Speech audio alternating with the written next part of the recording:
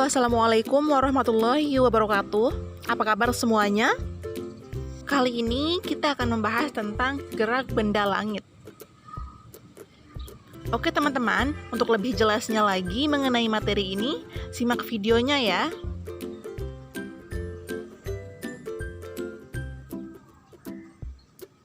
Gerak langit. Bumi kita berputar seperti gasing. Gerak putar bumi pada sumbu putarnya ini dinamakan gerak rotasi. Untuk menyelesaikan satu putaran atau satu periode rotasi, itu dibutuhkan waktu 23 jam, 56 menit, dan 4,1 detik. Gerak rotasi bumi inilah yang menyebabkan terjadinya siang dan malam, dan pergerakan semu benda-benda langit. Gerak semu langit adalah gerak yang kita amati dari bumi, di mana benda-benda langit terlihat terbit dari timur dan tenggelam di barat. Gerak semu ini teramati karena bumi kita yang berotasi dengan arah yang sebaliknya, yaitu dari barat ke timur.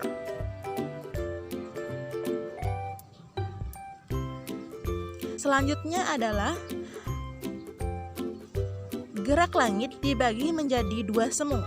Yang pertama adalah gerak semu harian matahari, dan yang kedua adalah gerak semu tahunan matahari.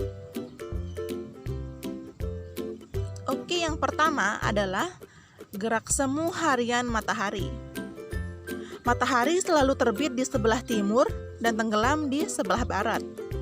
Gerakan seperti ini disebut sebagai gerak semu harian matahari. Penyebab terjadinya gerak semu harian matahari adalah rotasi bumi.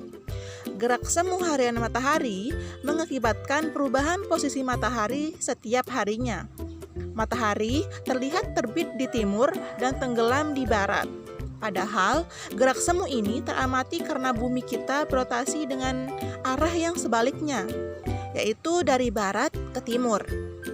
Sehingga akan muncul tampak kesan semu bahwa dari sudut pandang kita yang sebagai pengamat yang ada di bumi, mataharilah yang bergerak mengelilingi bumi.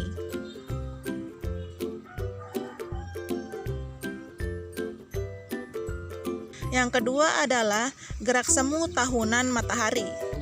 Penyebab terjadinya gerak semu tahunan matahari adalah adanya revolusi bumi. Bumi membutuhkan waktu selama 1 tahun untuk bergerak mengelilingi matahari. Hal itu disebut sebagai revolusi. Bumi selain bergerak mengelilingi matahari, bumi juga berputar terhadap sumbunya, dan yang kita kenal sebagai rotasi. Tetapi sumbu rotasi bumi ini tidak sejajar nih terhadap sumbu revolusi, melainkan sedikit miring ya, sekitar atau Tetapi sumbu rotasi bumi ini tidak sejajar terhadap sumbu revolusi, melainkan sedikit miring, sebesar 25,5 derajat. Hal itu yang mengakibatkan dari miringnya sumbu rotasi bumi itu, matahari tidak selalu terlihat di atas khatulistiwa bumi.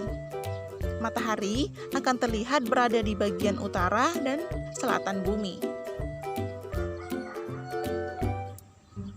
Pergerakan harian bumi. Pergerakan harian bumi atau dikenal sebagai diurnal adalah putaran bumi untuk mendekapkan putaran dangkal, yaitu 360 derajat mengikut arah lawan jam. Pergerakan bumi terbit dari timur dan terbenam di barat. Gerak bumi itu selama kurang lebih 24 jam dalam satu kali getaran. Gerak harian tersebut merupakan efek dari rotasi bumi. Adapun akibat dari rotasi bumi adalah terjadinya pergantian siang dan malam serta pasang surut air.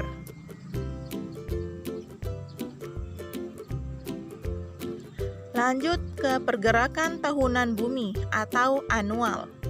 Pergerakan tahunan bumi atau yang dikenal sebagai anual ialah putaran yang diambil oleh bumi untuk melengkapkan satu putaran lengkap mengelilingi matahari mengikuti orbitnya. Bidang orbit bumi mengitari matahari itu disebut sebagai bidang ekliptika. Letak kemiringannya itu sekitar 23,5 derajat terhadap bidang ekuator langit. Periode revolusi bumi itu sekitar 365,25 hari. Adapun akibat dari revolusi bumi, yang pertama, pergantian musim, perbedaan lama siang dan malam, gerak semu tahunan matahari, terlihat terasi bintang yang berbeda dari bulan ke bulan, terjadinya paralak bintang, dan terakhir, terjadinya pergantian musim di permukaan bumi. Selanjutnya adalah peredaran bumi. Peredaran bumi akan mengakibatkan berlakunya gerhana. Gerhana merupakan suatu fenomena alam ketika suatu benda langit bergerak ke dalam bayangan benda langit lainnya. Yang pertama akan kita bahas adalah gerhana matahari. Gerhana matahari terjadi apabila bulan berada di antara bumi dan matahari. Untuk contohnya, teman-teman bisa melihat gambar berikut. Lanjut. Selanjutnya adalah gerhana bulan. Gerhana bulan terjadi ketika bulan tertutup oleh bayangan bumi. Peristiwa ini hanya dapat terjadi ketika posisi matahari, bumi, dan bulan tepat atau hampir membentuk garis lurus dan bulan berada dalam fase bulan purnama. Jenis dan durasi bulan itu tergantung pada jarak bulan terhadap simpul di orbitnya. Untuk contoh gerhana bulan, teman-teman bisa melihat di gambar tersebut. Bismillahirrahmanirrahim. Assalamualaikum warahmatullahi wabarakatuh. Langsung saja di sini saya akan menjelaskan tentang bola langit. Pengertian bola langit. Dalam ilmu pengetahuan fisika, definisi bola langit adalah suatu bangun hayal yang berbentuk bola dengan bumi sebagai pusatnya. Sedangkan benda-benda langit seakan-akan menempel pada bagian dalam kulit bola tersebut. Bola langit memiliki beberapa istilah menurut titik pengamat seorang manusia di bumi. Zenit merupakan titik langit yang berada tepat di atas kepala pengamat, sedangkan nadir adalah titik yang berada tepat di bawah kaki pengamat. Bola langit dapat digunakan secara geosentrik maupun toposentrik. Selanjutnya yaitu tata koordinat bola langit. Kedudukan suatu tempat di bumi dapat ditentukan dengan sistem koordinat bujur dan lintang geografis. Koordinat di suatu titik di bidang permukaan bola langit dapat ditentukan dengan menetapkan lingkaran dasar dan dari titik asal koordinat. Tata koordinat bola langit dibagi menjadi 3. Yang pertama yaitu tata koordinat horizon atau al-azimut. Koordinat horizon al-azimut adalah penentuan posisi benda langit yang hanya berlaku secara lokal di sekitar pengamat saja. Nama koordinat ini ditentukan dari dua kata yang didefinisikan sebagai penentu posisi benda, yaitu altitude disingkat al dan azimut. Istilah-istilah penting lainnya yang digunakan dalam koordinat ini adalah horizon, zenit, dan nadir. Selanjutnya, tata koordinat bola langit yang kedua yaitu tata koordinat ekuator. Ekuator langit adalah suatu lingkaran besar semu yang dapat dibuat dengan membesarkan ekuator bumi sampai berpotongan dengan bola langit. Untuk mendapatkan lingkaran dasar dan titik asal yang letaknya selalu tetap di bola langit, maka yang cenderung digunakan adalah tata koordinat ekuator. Selanjutnya, tata koordinat bola langit yang ketiga yaitu tata koordinat ekliptika. Matahari di samping melakukan gerakan harian dari timur ke barat, matahari juga melakukan gerakan tahunan pada bola langit sepanjang lingkaran besar yang dinamakan ekliptika. Ekliptika adalah jalur yang dilalui oleh suatu benda dalam mengelilingi suatu titik pusat sistem koordinat tertentu. Ekliptika pada benda langit merupakan suatu bidang edar berupa garis khayal yang menjadi jalur lintasan benda-benda langit dalam mengelilingi suatu titik pusat sistem tata surya. Seandainya bumi dijadikan sebagai titik pusat sistem koordinat, maka ekliptika merupakan bidang edar yang dilalui oleh benda-benda langit seperti planet dan matahari untuk mengelilingi bumi. Baiklah, assalamualaikum warahmatullahi wabarakatuh. Di sini saya akan melanjutkan penjelasan dari saudari Zumratullah ini tentang penentuan perhitungan waktu. Jadi di sini yang pertama itu ada dua, waktu Sinderes dan waktu surya. Yang pertama, waktu surya benar. Waktu surya benar ini ditentukan oleh kedudukan sebenarnya matahari di bola langit. Hari surya benar dimulai ketika matahari mencapai meridian bawah. Sehingga saat itu waktu surya benar pun menunjukkan jam 00. Satu hari surya benar dibagi dalam 24 jam. Selanjutnya, tentang waktu Sinderes. Hari Sinderes lebih pendek dari hari surya karena bumi selain berorientasi juga berevolusi mengelilingi matahari. Waktu surya rata yaitu mengatasi ketidaktepatan hari surya benar ini.